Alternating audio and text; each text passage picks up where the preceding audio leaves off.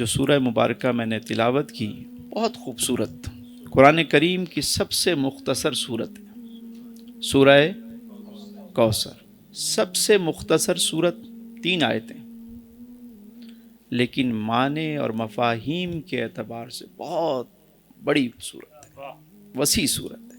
جب یہ صورت نازل ہوئی تو اس وقت عرب کا ایک دستور تھا کہ خانہ کعبہ پر کلام جو ہے نا، 7 کلام خانہ کعبہ پہ جو بڑے معروف کلام ہوتے، بہت زبردست کلام ہوتے شاعری میں، وہ ان کو لکھ کر لٹکا دیا جاتا۔ کہاں پر؟ کعبے کی دیوار پر۔ تو صحابہ کرام نے سوچا کہ ہم بھی کچھ لکھ کر لگا دیں، تو سورہ کوثر کو لکھ کر کعبے کی دیوار پہ لگا دیا گیا۔ ہوتا یہ تھا کہ جب کلام لکھ کے لگائے جاتے تو جو بڑا شاعر ہوتا وہ آ کر تصحیح کرتا کہ اس میں کوئی کمی کجی ہے تو وہ اس کو صحیح کرتا۔ لیکن جب وہ شاعر آئے بڑے، انہوں نے جب دیکھا 3 آیتیں لکھی ہوئی ہیں، انا آتینا کل کوثر فصلی لربک وانحر ان شانئک هو الابتر، اس نے کہا کہ واللہ یہ کسی بشر کا کلام نہیں ہے، کسی انسان کا کلام نہیں، تیرے آگے یوں ہیں دبے لچے فصحاء عرب کے بڑے بڑے، کوئی جانے منہ میں زبان نہیں بلکہ جسم میں جان ہے۔ کلام الہی کا اعجاز۔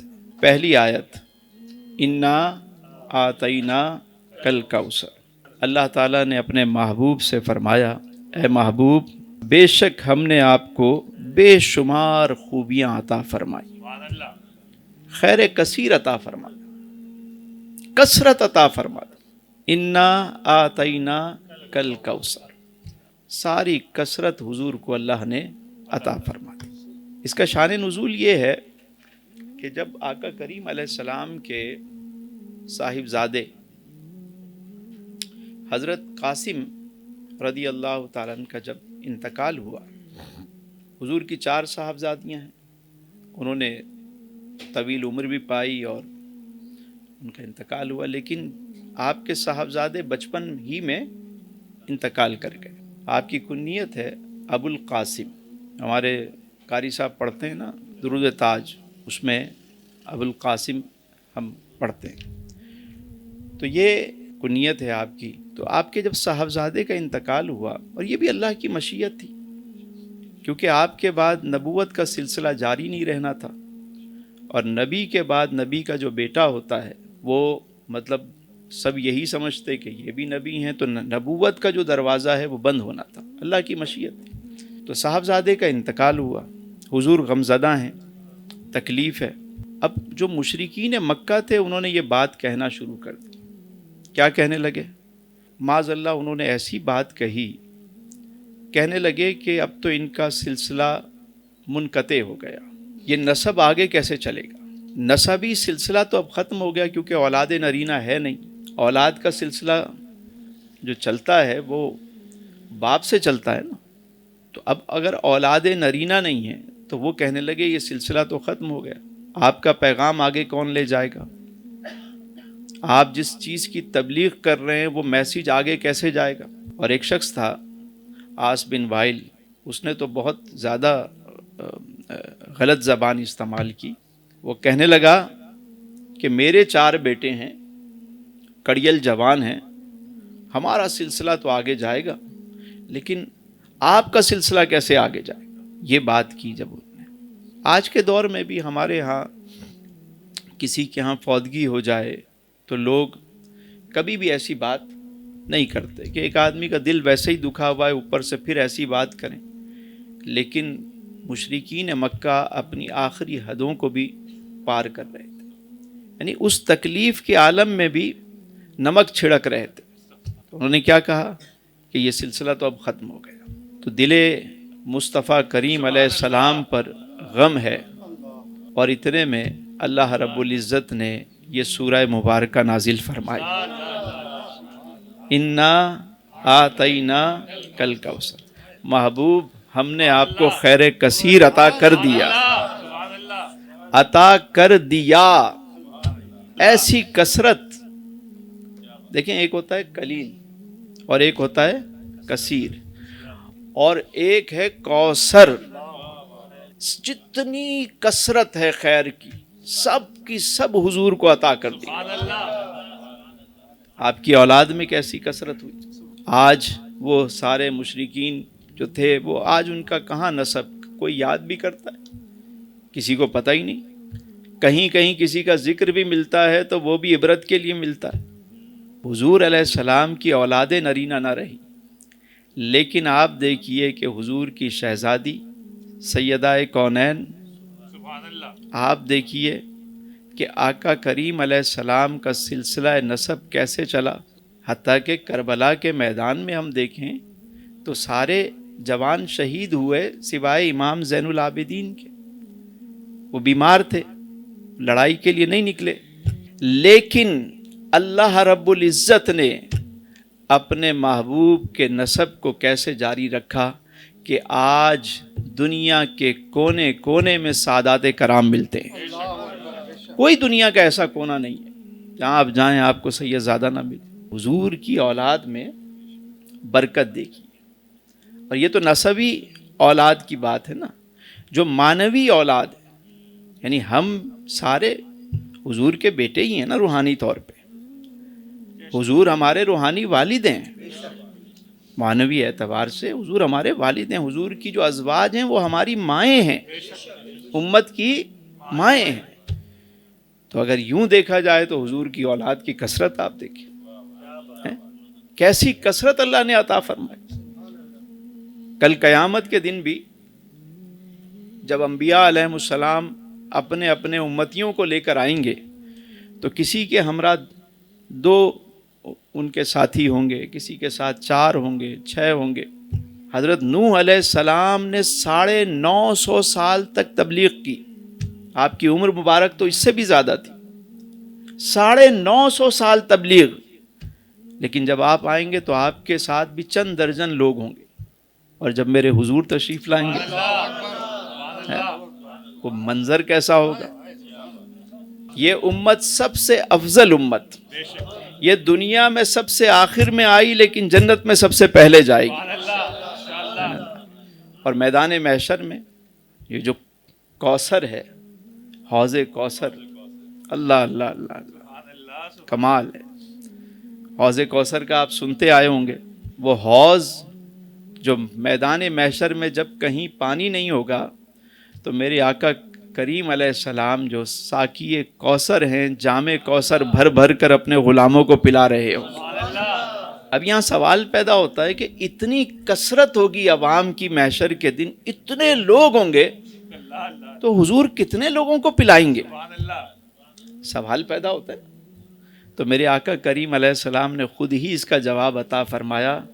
فرمایا حوض کوثر پر جو پیالے جو کٹورے رکھے ہوں گے ان کی تعداد آسمان کے ستاروں کے برابر ہوگی.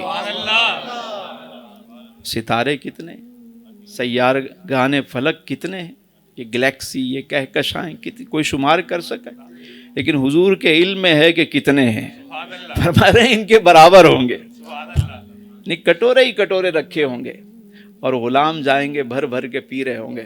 جام کوثر پئیں گے اور جو ایک دفعہ وہ جام کوثر پی لے گا 50,000 سالہ جو دن ہے پھر اسے پیاس محسوس نہیں. اور ایسے بھی خوش نصیب ہوں گے کہ جو حضور کے دستے اقدس سے جو ہے وہ جام پئیں گے. ایسے بھی ہوں گے جنہیں حضور پہچان لیں گے، یہ تو میرا غلام ہے، مجھ پر کثرت سے درود پڑتا تھا، آؤ بھائی آ جاؤ آ جاؤ.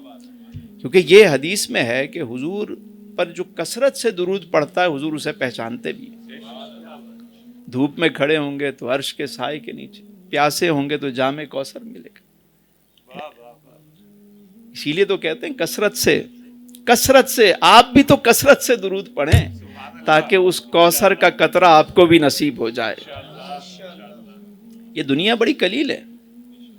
اللہ نے فرمایا کل متاع الدنیا الا قلیل. یہ دنیا جو ہے یہ قلیل ہے. یہ اتنی بڑی دنیا جس کو ہم سمجھتے ہیں بہت کتنے بر اعظم ہیں اس میں، کتنے ممالک ہیں، کیا کچھ ہے اس میں، قلیل ہے یہ. پوری دنیا کی بات کی تو اللہ نے فرمایا قلیل ہے، لیکن جب فقط اپنے محبوب کی بات کی تو فرمایا محبوب آپ کو خیر کثیر عطا فرمایا. سبحان اللہ، سبحان اللہ. یہ قلیل اور وہاں کثیر. ہم سارے جو ہیں وہ قلیل کی طرف دوڑتے ہیں، اور جن کے پاس ساری کثرت ہے، خیر کثیر جن کے پاس ہے، اگر کوئی وہاں جڑ جائے، وہاں سے عطا ہو جائے تو دنیا کے تخت و تاج تو اس کے قدموں میں ہوتے ہیں. کیونکہ ان کے جو غلام ہو گئے وقت کے امام ہو گئے، نام لیوا ان کے جو ہوئے اونچے ان کے نام ہو گئے. ہماری گلی ہے، علیمیہ اسٹریٹ ہے. جب میں نیا نیا آیا تو یہ کونے پہ ہمارے کچھ احباب رات کو بیٹھتے تھے، تو جب میں گزرتا تھا تو میں انہیں سلام کرتا تھا. اب یہ ہوا کہ ان کو بھی انتظار رہتا تھا کہ یار یہ گزرے گا تو سلام کرے گا. انہیں بھی کچھ عرصے بعد انتظار رہنے لگا کہ یار یہ گزرے گا. پھر وہ بلاتے تھے آئیں بیٹھیں چائے پئیں. کبھی میں بیٹھ جاتا تو وہ چائے منگا لیتے تھوڑی. تو میں سوچنے لگا کہ یار آج بھی آپ کسی نئے علاقے میں جائیں اور وہاں گلی کا کوئی صدر ہو، کوئی بڑا آدمی بیٹھا ہو وہاں پہ، آپ صرف اس کو جاتے ہوئے سلام کر دیں، اور جب واپس وہاں سے گزریں اس کو سلام کریں. کچھ دن گزریں گے، کیونکہ اس سے پہلے نہ آپ اسے جانتے تھے نہ وہ آپ کو جانتا تھا، لیکن سلام کی برکت سے ایک دوسرے کو جاننے لگیں گے. اب یہ روزانہ معمول ہے، بلکہ ایسا ہو جائے گا کہ کچھ عرصے کے بعد آپ جب گزریں گے وہ آپ کو سلام کرے گا، کبھی کبھی آپ اسے کریں گے. پھر اسے انتظار ہوگا کہ یار یہ گزرے گا تو سلام کرے. میرے آفس سے میں نکلتا ہوں تو وہ ہمارا سیکیورٹی جو گارڈ ہے وہ دروازے پہ جو ہوتا ہے، تو میں نکلتے ہوئے اس کو لازمی سلام، گاڑی روکی، سلام کیا، حال چال پوچھا، پھر نکلا. اب اسے انتظار ہوتا ہے اور اس کو پتہ ہوتا ہے یہ ابھی گئے نہیں ہیں، جائیں گے تو یہ دروازے پہ گاڑی روکیں گے، مجھے سلام کریں گے. دنیا آتی جاتی ہے، کوئی مسئلہ. تو یہ اصول یاد رکھیں کہ آپ گزرتے ہوئے کسی کو سلام کریں. کیا ہوگا؟ آج جان پہچان نہیں ہے، کل جان پہچان شروع ہو جائے گی، تعلق بن جائے گا. اور پھر کبھی ایسا ہو جائے کہ آپ کسی ایسے ملک میں چلے جائیں، ایسی جگہ چلے گئے جہاں آپ کا کوئی جاننے پہچاننے والا نہیں. اب آپ کے پاس جو مال و زر تھا وہ بھی ختم ہو گیا، آپ کے پاس کوئی بھی چیز نہیں ہے، سخت گرمی ہے، دھوپ شدید ہے، آپ پریشان گھوم رہے ہیں، کبھی ادھر دیکھتے ہیں، کبھی ادھر دیکھتے ہیں، کبھی ادھر. ہر شخص کو اپنی اپنی پڑی ہوئی ہے، کوئی پوچھ نہیں رہا. اتنے میں آپ کو وہی شخص نظر آ جائے کہ جسے آپ روز گلی میں جاتے ہوئے سلام کرتے تھے. آپ مجھے بتائیں وہ شخص وہاں صاحب اختیار بھی ہو،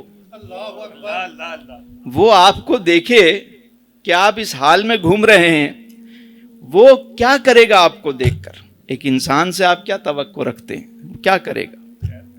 وہ خیر کرے گا آپ کے ساتھ، وہ آپ کو بلائے گا، بھلائی کرے گا، پوچھے گا ارے میاں یہاں؟ آپ کہیں گے میں تو بہت گرمی میں ہوں، کچھ بھی نہیں. اچھا آؤ آؤ آؤ، تم میرے پاس یہاں سائے میں بیٹھو، چلو یہ پانی پیو، یہ پانی پیو. آپ کی خدمت، خاطر مدارت سب کرے گا. ایک شخص سے ہم اتنی توقع رکھتے ہیں، اور سوچئے کہ جو میرے آقا و مولا ہے، جو اپنی امت سے اتنا پیار کرتے ہیں کہ اللہ فرماتا ہے لَقَدْ جَاءَكُمْ رَسُولٌ مِّنْ أَنفُسِكُمْ عَزِيزٌ عَلَيْهِ مَا عَنِتُّمْ حَرِيصٌ عَلَيْكُمْ بِالْمُؤْمِنِينَ رَءُوفٌ رَحِيمٌ، کہ تمہارا مشقت میں پڑ جانا ان پر گرا گزرتا ہے. تمہاری بھلائی کے چاہنے والے، یہ تو بڑے رؤوف اور رحیم، اپنی امت سے پیار کرنے والے آقا جب اس امتی کو دیکھیں گے کہ جو روزانہ انہیں سلام کرتا ہے، آتے جاتے روزانہ سلام کر رہا ہے، اور حضور دیکھیں گے تو فرمائیں گے آجا میرے غلام آجا، یہ ذرا عرش کے سائے میں تو یہ جام کوثر پی، بیٹھ یہاں. اسی لیے تو کہا کہ ہر نظر کانپ اٹھے گی محشر کے دن، خوف سے ہر کلیجہ دہل جائے گا، مسکراتے ہوئے سرکار آ جائیں گے، حشر کا سارا نقشہ بدل جائے گا. تو حضور کو کوثر عطا ہو، کثرت عطا ہو، حضور کی آل میں کثرت. ایسا کلام رب نے اپنے محبوب کو عطا فرمایا کہ آج دنیا کے کونے کونے میں حافظ قرآن آپ کو ملے گا. خلق میں حضور کی ذات سب سے افضل، بعد از خدا بزرگ توئی، حضور کی ذات سب سے افضل، حضور پر نازل ہونے والی کتاب سب سے افضل، حضور کی امت سب سے افضل، حضور کا ذکر افضل، حضور کی بات افضل، حضور کی ذات افضل. تو اللہ نے ہر چیز میں کثرت.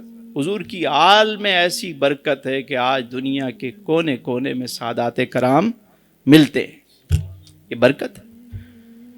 اور دوسری بات، اب دیکھیے، اگر ہم صرف اس سے مراد حوض کوثر لیں، کوثر سے مراد حوض کوثر بھی ہے، یا وہ نہر جو جنت میں ہے جسے نہر کوثر کہتے ہیں، مراد وہ بھی ہے.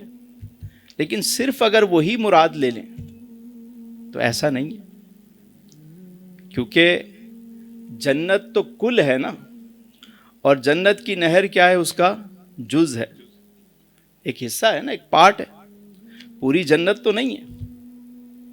اب مجھے بتائیے کہ جو جنت بانٹنے والے ہیں، کیا وہاں صرف انہیں ایک حصہ آتا ہوگا؟ سوچنے کی بات.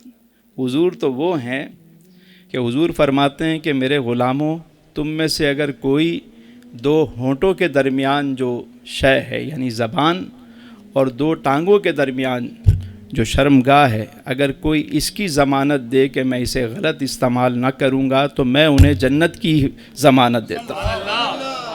جنت بانٹ رہے. اور جو قرآن کریم نے فرمایا وَلِمَنْ خَافَ مَقَامَ رَبِّهِ جَنَّتَانِ، کہ جو اپنے رب کے حضور کھڑے ہونے سے ڈرا، اس کے لیے دو جنتیں، اس کے لیے دو جنتیں. تو جو رب کے حضور کوئی امتی کھڑا ہو تو اس کے لیے تو دو جنتیں ہیں. اور حضور کو صرف ایک نہر ہوگی، صرف اسی کو کوثر کہیں گے؟ یہ بھی کوثر ہے، یہ بھی کثرت میں شامل ہے، لیکن حضور کی ذات گرامی وہ ہے.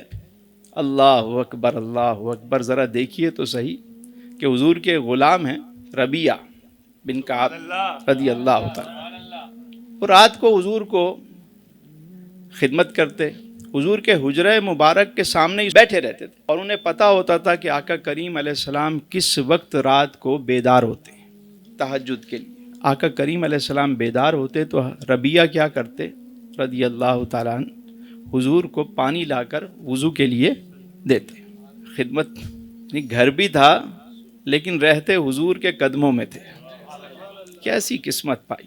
حضور کے اصحاب کے بھی معاملات یہ تھے، جب حضور تشریف لے جا رہے ہوتے، کوئی حضور کی سواری کو حضور اترتے سواری سنبھال لیتا، کوئی حضور کا عصا مبارک پکڑ لیتا. صحابہ چاہتے تھے کہ حضور کے کسی کام آ جائیں. حضرت ربیہ خدمت پہ معمور تھے، وہیں رہتے، گھر نہیں جاتے. ایک رات کیا ہوا، دریائے رحمت جوش میں آ گئے.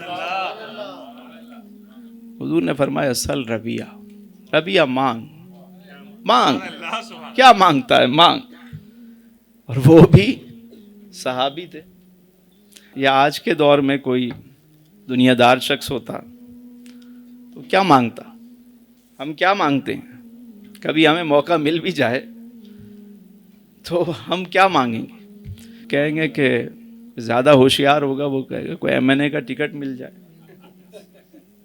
MPA بنا دیجیے، سینیٹر بنا دیں، وزیر اعلیٰ بن جائیں. دنیا مانگتے.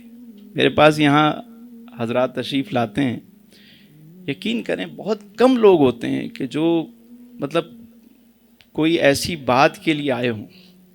زیادہ تر ہمارے یہاں ہمارے ایک دوست ہیں، وہ تو کہتے ہیں حضور غوث العالمین پیران پیر بھی تشریف لے آئے نا آج کے دور میں تو لوگ ان سے بھی تعویذ ہی لکھوائیں گے. حضرت واصف صاحب فرماتے ہیں کہ جو چیز تھوڑی سی کوشش سے، تھوڑے سے کسب سے، جو شاید چند روپوں سے حاصل کرتے، اس کو مانگنے کا کیا فائدہ ہے؟ ارے مانگنا ہی ہے تو کوئی ایسی چیز مانگ لو، مانگنا ہی ہے تو کوئی بڑی شے مانگ لو. اللہ اکبر. حضرت ربیہ نے کیا مانگا؟ ربیہ نے عرض کی یا رسول اللہ جنت میں اپنی رفاقت عطا فرما دے. جنت میں صرف جنت نہیں مانگی، جنت والا بھی. اب بتائیے کہ رفاقت جب ملے گی، یعنی حضور جیسے میں یہاں آپ کے جوڑے اٹھاتا ہوں، پانی پلاتا ہوں، میں یہاں جو خدمت کرتا ہوں، حضور وہاں بھی اپنی خدمت میں رکھیے گا، وہاں بھی خدمت عطا کیجیے گا. اب بتائیے مجھے کہ خادم کہاں رہتے ہیں؟ خادم جو سرونٹ کوارٹر بنے ہوئے ہوتے ہیں اسی محل میں ہی کہیں نہ کہیں ہوتے ہیں. یعنی حضرت ربیہ نے کیسی جگہ مانگی، چھپ چھپ کے جہاں سے کہ انہیں دیکھ سکوں میں، جنت میں مجھے ایسی جگہ میرے خدا دے. یعنی کیا خوبصورت بات مانگی کہ حضور جنت بھی عطا فرمائے، جنت میں اپنی رفاقت عطا فرمائے. یہ صحابہ تھے، مانگنے کا بھی طریقہ بتا دیا. ہے کلام الہی میں شمس الضحیٰ، تیرے چہرہ نور فضا کی قسم، قسم شب تار میں راز یہ تھا کہ حبیب کی زلف دوتا کی قسم. تیرا مسند ناز ہے عرش بری، تیرا محرم راز ہے روح امی، توئی سرور ہر دو سرا ہے شہا، تیرا مثل نہیں ہے خدا کی قسم. تیرے خلق کو حق نے عظیم کہا، تیری خلق کو حق نے جمیل کیا، کوئی تجھ سا ہوا ہے نہ ہوگا شہا، تیرے خالق حسن و ادا کی قسم. تیرے خالق حسن و ادا کی قسم. صحابہ نے مانگا بھی تو. کیا خوبصورت اس پہ ایک شعر ہے مجھے یاد آ رہا ہے. سب کچھ خدا سے مانگ لیا تجھ کو مانگ کر، اٹھتے نہیں ہیں ہاتھ میرے اس دعا کے بعد، اٹھتے نہیں ہیں ہاتھ میرے اس دعا کے بعد. کیا خوبصورت بات. جنت بھی مانگ لی اور جنت والا بھی. تو حضور تو غلاموں کو جنت عطا فرماتے ہیں. تو اگر ہم کہیں کہ جنت میں صرف ایک نہر ہی حضور کو ملے گی، کوثر کے معنی یہ ہیں، یہ بھی کوثر کے معنی میں شامل ہے. لیکن جو بات صحابی رسول حضرت سعید بن جبیر رضی اللہ تعالیٰ عنہ نے فرمایا کہ کوثر کی کثرت میں یہ سب آ جاتا ہے. یعنی کوثر وہ ہے کہ اس کی کثرت میں سب شامل ہو گئیں، ہر چیز شامل ہو گئی. اور پھر اللہ نے انعام کیا عطا فرمایا محبوب کو، محبوب سب تو عطا کر دیا تجھے، یہ ساری کائنات سب تیرے لیے ہے اور محبوب تو میرے لیے ہے. کوثر کی اس سے اچھی تشریح ہو نہیں سکتی کہ محبوب تو میرے لیے. ہمارے بابا جی تھے، بابا مجید اللہ شاہ صاحب، وہ اکثر یہ شعر جو ہے نا گنگنایا کرتے تھے کہ میں تو مالک ہی کہوں گا کہ ہو مالک کے حبیب، یعنی محبوب و محب میں نہیں میرا تیرا. یہاں تو یار لوگ کہتے ہیں کہ یہ اہل سنت والے جو ہے وہ اتنی شان بڑھا دیتے ہیں کہ اللہ کے محبوب کو خدا کا شریک ٹھہراتے ہیں. معاذ اللہ. ہم کہتے ہیں ہم اللہ کے محبوب کو خدا کا شریک نہیں خدا کا حبیب سمجھتے ہیں. شراکت میں تو بٹوارا ہو گیا، اگر کسی کو شریک کر دیا آدھا مال اس کا آدھا. لیکن اگر کوئی کسی کا محبوب بن جائے، حبیب بن جائے، تو جو کچھ اس کا ہے وہ سب دوسرے کا ہو جاتا ہے.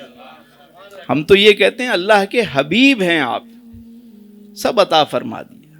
میں تو مالک ہی کہوں گا کہ ہو مالک کے حبیب، یعنی محبوب و محب میں نہیں میرا تیرا.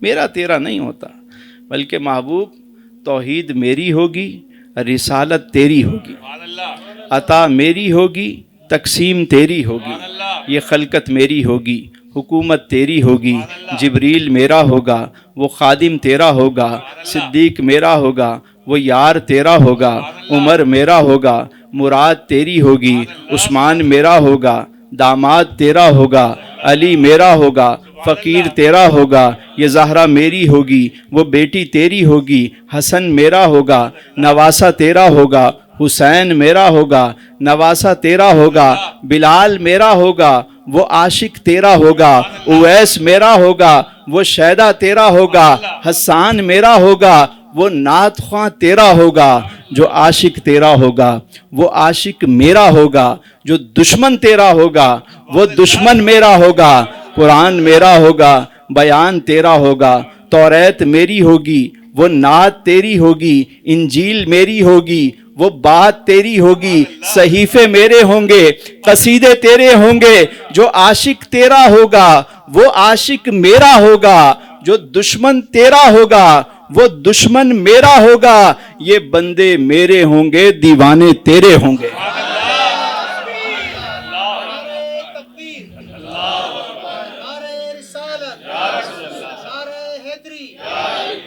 یعنی محبوب و محب میں نہیں، میرا تیرا نہیں ہوتا۔ پھر فرمایا فَصَلِّ لِرَبِّكَ وَانْحَرْ۔ اب دیکھیے اگلی بات، اپنے رب کے لیے نماز پڑھیے اور قربانی کیجیے۔ اور یہ امت کے لیے بھی ہے کہ جب کبھی کوئی نعمت عطا ہو تو دو کام کرنے۔ کیا کرنے؟ پہلی چیز یہ کہ نماز کی پابندی ہو، اللہ کے لیے نماز پڑھنی، فَصَلِّ لِرَبِّكَ، اللہ کے لیے نماز پڑھنی۔ اور دوسرا کام قربانی کرنی، خیرات کرنی، اللہ نے جو دیا ہے اس میں سے خرچ کرنا ہے۔ ایک قربانی تو وہ ہوتی ہے جو ہم عید پہ کرتے ہیں، لیکن ایک یہ کہ جب کوئی نعمت ملے تو اس میں سے خیرات کرتے چلے جائیں۔ یہ دو کام جو بندہ کرتا رہے گا اس کی نعمتوں میں اضافہ ہوتا رہے گا، یہ اصول ہے۔ اب نماز دیکھیے کہ کیسی عبادت، اللہ اکبر اللہ اکبر۔ یہ جو ہم ہاتھ اٹھاتے ہیں نا یوں کر کے اللہ اکبر، ہاتھ اٹھانے کا مطلب کیا ہوتا ہے کہ ہم نے ہر چیز سے، ساری دنیا سے اپنے ہاتھ اٹھا لیے، اب رب کی بارگاہ میں آ گئے۔ سبحان اللہ، کہتے ہیں نا یار میں نے اس کام سے ہاتھ اٹھا لیا بھائی۔